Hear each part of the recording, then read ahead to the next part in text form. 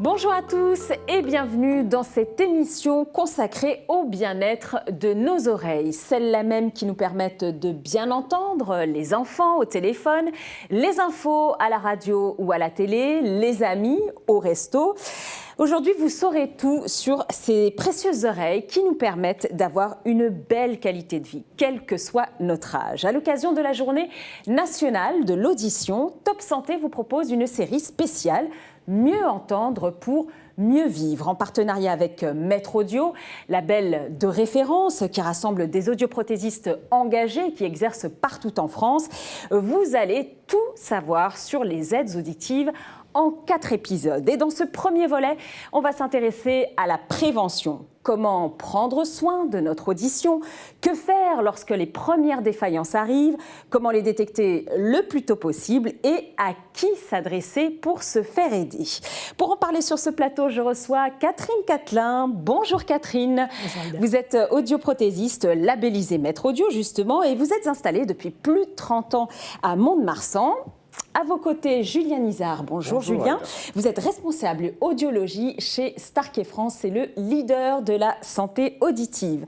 Alors, bienvenue à tous les deux. On va d'abord commencer par une question simple, basique, mais on en a besoin pour poser le contexte de cette émission. D'abord, quels sont les premiers signes d'un problème d'audition, Catherine? Qu'est-ce qui doit m'alerter? Alors, il peut y avoir les premiers quiproquos, les confusions. Moi, je dis les paroles des chansons qui semblent mal enregistrées. Et on commence à être gêné, pas dans le calme, mais dans le bruit. Voilà, donc on a tendance à vouloir monter la télé, mais c'est vite trop fort. Donc quand c'est faible, c'est trop faible. Quand c'est fort, c'est trop fort. Déjà, tout ça, c'est les premiers signes de ce qu'on appelle la presbyacousie. La presbyacousie, d'accord. Donc faites attention au son de la télé. Quelle peut être la cause finalement ou les causes de cette perte d'audition, Julien ? Alors, on va tout de suite différencier 2 types de perte d'audition. La première, qui est plutôt d'ordre mécanique, qui s'appelle la perte auditive de transmission. C'est-à-dire ? Comme son nom l'indique, donc, c'est un problème dans la transmission des vibrations des ondes sonores jusqu'à l'oreille interne. Ça rentre, mais ça ne va pas au bon endroit. Tout à fait. Okay. Ça peut être parce que dans le chemin des ondes sonores, il y a d'abord le tympan, donc une petite membrane qui vibre, et à ce moment-là, ce tympan peut être perforé, par exemple. Ensuite, on rencontre les osselets, c'est des tout petits os qui sont juste derrière le tympan, qui peuvent également ne pas bouger correctement comme on attend. Et à ce moment-là, ces difficultés d'ordre mécanique, ça se soigne. C'est-à-dire, c'est le médecin ORL. Oui, puisque c'est le médecin ORL, le chirurgien ORL à ce moment-là, qui pourra réparer mécaniquement ce qui ne va pas. D'accord. Et la deuxième cause, du coup ? Alors, la deuxième cause de perte d'audition, qui, elle, n'est pas réparable, va toucher l'oreille interne. Donc, c'est ce qu'on appelle la perte auditive de perception. On a des petites cellules dans l'oreille interne qui vont s'abîmer avec le temps. Et donc, à ce moment-là, la seule solution est l'appareillage auditif. D'accord. Mais alors, est-ce que je peux éviter une telle perte d'audition? Est-ce que je peux m'en prévenir? L'important, ça va être de ne pas exposer ses oreilles à de trop fortes doses de bruit. Ça veut dire que dès qu'on se rend dans un endroit extrêmement bruyant, donc ça peut être en milieu professionnel, pour les personnes qui travaillent dans le bâtiment, par exemple, ou dans toute activité extrêmement bruyante. Voilà. Alors, la loi impose à ce moment-là de protéger son audition, donc avec des dispositifs, comme vous dites, d'un casque ou des protections individuelles, mais aussi dans les loisirs. Ça veut dire la musique amplifiée, par exemple, ou les concerts extrêmement bruyants, ou les discothèques ou les boîtes de nuit. À ce moment-là, au maximum, protéger ses oreilles avec des petits dispositifs de protection individuelle. Éviter de se mettre à côté des enceintes, par exemple. Tout à fait. Alors, donc, la bonne nouvelle, c'est que ça se soigne. On peut soigner, en tout cas, la perte d'audition mécanique, comme vous dites. Oui. Ça se soigne comment, Catherine ? Alors, les surdité de transmission, c'est donc de la microchirurgie. Là, il y a d'énormes progrès qui sont faits et les médecins peuvent donc remettre des petits bouts d'osselets ou réparer les tympans. Et ça, c'est bien. Ça nous évite de trop travailler, ça. Oui. Mais en tout cas, c'est une bonne nouvelle pour ceux qui souffriraient de ce problème mécanique-là. À quel moment, finalement, on aurait besoin d'aide auditive dans ces fameux problèmes de perception? Qu'est-ce que vous recommandez ? Alors, c'est sûr que ça va dépendre un peu de l'entourage. Si, comme nous, à la campagne, les gens parlent fort, des fois, on attend un petit peu. Ouais. Mais quand on s'occupe d'enfants, quand on est enseignant, on se rend bien compte que les voix féminines ou les voix d'adolescents sont beaucoup plus difficiles à comprendre. Et il va y avoir un seuil personnel en fonction du contexte. Donc, mais il faut se dire que si on laisse le cerveau trop forcé, on va s'épuiser, on va se fatiguer, ou on n'arrivera pas bien à mémoriser ce qu'on a entendu. Et donc, c'est le signe qui vont nous encourager à faire quelque chose. D'où l'importance, finalement, de se faire dépister. Et alors, on se fait dépister comment et surtout chez qui, Julien? Alors, la première chose, c'est d'en parler à son médecin traitant. Oui. Donc, d'abord, en parler à son médecin généraliste. C'est la première interface, la première étape. Voilà, on lui fait part de nos difficultés à comprendre, à entendre, à comprendre en milieu bruyant notamment. Et là, c'est le rôle du médecin généraliste ensuite d'orienter éventuellement chez un médecin spécialiste, un médecin ORL, qui diagnostiquera à ce moment-là, le cas échéant, la perte d'audition et éventuellement la prescription pour des aides auditives. Et alors, à quel moment exactement est-ce que je dois voir le spécialiste, Catherine? Il y a un seuil à partir duquel on se dit le médecin traitant ne suffit pas? Alors des fois, on essaie d'augmenter le volume du téléphone et ce n'est pas suffisant. Moi, j'aime bien aussi comparer les deux oreilles parce que là, s'il y a un écart entre les deux oreilles, c'est relativement urgent, ce n'est pas normal. D'accord. Le vieillissement naturel devrait se faire de façon équilibrée. Donc s'il y a un déséquilibre, voilà. Mais il faut faire confiance à l'entourage aussi. Souvent, souvent, ce sont eux qui disent « mais tu me fais souvent répéter, en fait, c'est quoi le problème ?» Oui. D'accord. Oui. Alors, le problème finalement du spécialiste, Catherine, c'est que, notamment sur les ORL, les délais sont extrêmement longs, les délais d'attente sont très très longs.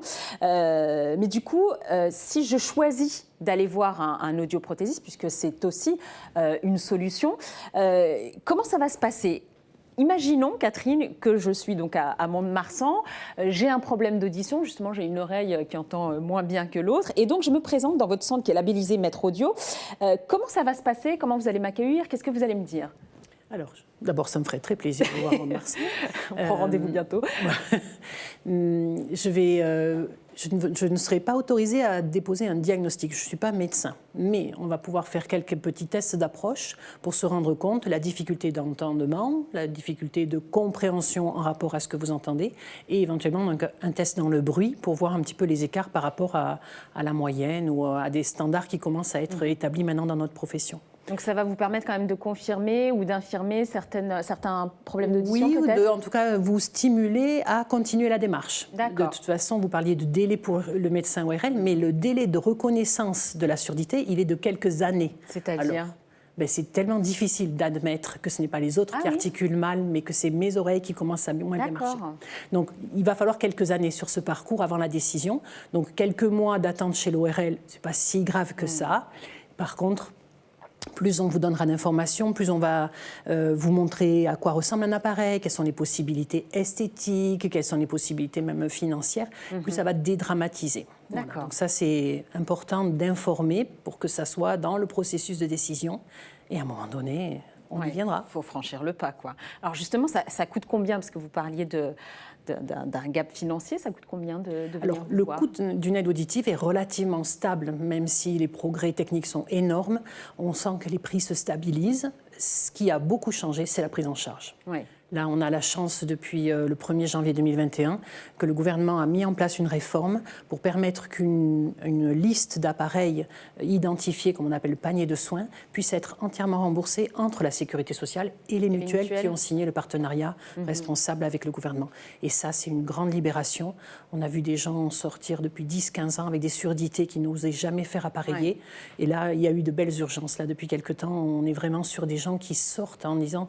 puisqu'il paraît que c'est remboursé, puisqu'il paraît que... ça change la vie d'entendre, quoi. Ah oui. D'accord. Vraiment. Et moi, je les prends vraiment pour des urgences parce que les familles sont en détresse, il y a une tristesse sur le visage, même s'il y avait des masques encore il y a quelques temps, mais on voit les visages se transformer quand on se sent moins bête de pouvoir répondre, de pouvoir... Et puis entendre de nouveau. Alors, une fois que j'ai mon appareil, puisque vous m'avez justement guidée, j'ai admis que finalement j'avais des problèmes d'audition, J'ai mon appareil, il se passe quoi après? Est-ce que vous continuez à m'accompagner ou vous me lâchez dans la nature? Voilà, pas tout de suite, pas tout de suite. Le début de l'appareillage, ça va être une phase que j'appelle d'adaptation. Alors le gouvernement, dans ce protocole de 100% santé, a redéfini qu'il fallait 1 mois d'essai. D'accord. On pourrait même dire qu'au niveau du cerveau, ça va prendre plutôt même 6 semaines et encore des mois pour s'habituer. Pour que le cerveau digère l'information. Il a oublié, il a arrêté d'analyser les aigus, par exemple, c'est souvent la perte la plus traditionnelle. Et progressivement, de l'utilisation des appareils, il va réapprendre à utiliser les aigus. Et ça, c'est de la vraie rééducation, du remaniement cortical. Et là, il faut du temps. Moi, je dirais les 3 premiers jours avec votre appareil, Aïda, vous allez être un peu comme ébloui.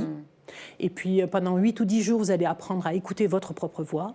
Et puis, c'est vraiment que sur les 3e, 4e semaines où là, on va être dans « Ah, mais au fait, j'ai plus fait répéter. Ah, mais au fait, la télévision a été bien réglée pour tout le monde. Ah, mais au fait, voilà. » Et c'est là qu'on commence à rentrer dans une petite routine, mais pas avant le 1er mois d'appareillage. Ça, il faut... D'accord. Mais c'est fabuleux, hein. Ce qui se passe avec le cerveau, c'est fabuleux. Et au-delà, on se revoit ou pas? Alors, une aide auditive. Je sais pas, comme un suivi. L'aide auditive est garantie 4 ans et il est entendu que le suivi, c'est pendant toutes ces années. Le conseil, c'est à peu près 2 rendez-vous par an. Donc ça va un petit peu de contrôle quelque part. Ouais. Ça va un peu dépendre du cérumen, de la forme de l'appareil, de l'agilité de la personne. Mais oui, on est responsable du contrôle d'efficacité immédiat et permanent. Et ça, c'est un engagement. Il ne s'agit pas de faire juste un acte d'achat. C'est vraiment une étape dans l'appareillage, dans le suivi. D'accord. Ce n'est pas un 20 mots. C'est pas un 20 mots. Alors j'ai une dernière question pour vous, Julien, puisque vous êtes l'interface entre le professionnel et le fabricant. Comment je fais pour bien choisir mon audioprothésiste? Ça change quoi finalement de s'adresser à un audioprothésiste labellisé, maître audio comme Catherine?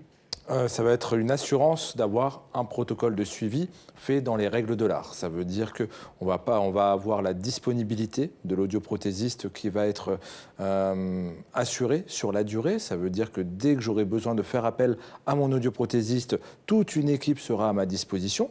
Depuis l'accueil, ça veut dire la personne qui s'occupe d'assister l'audioprothésiste, qui pourra vous aider à entretenir votre appareil auditif, à effectuer des petites réparations et à vous accompagner dans les démarches administratives jusqu'à l'audioprothésiste qui saura faire pour tester votre audition et surtout pour régler finement votre appareil auditif par rapport à vos besoins. D'accord, donc une question de disponibilité, de proximité et de confiance aussi finalement entre le professionnel et le patient que je peux être peut-être demain, après-demain, dans quelques années. Merci à tous les deux pour ce premier volet de notre série consacrée au bien-être auditif. C'est pas fini puisque dans notre 2e épisode, on s'intéressera aux aides auditives. Comment choisir la meilleure solution pour moi et surtout pour mes oreilles? C'est à suivre sur Top Santé TV. Je vous souhaite une excellente journée à tous.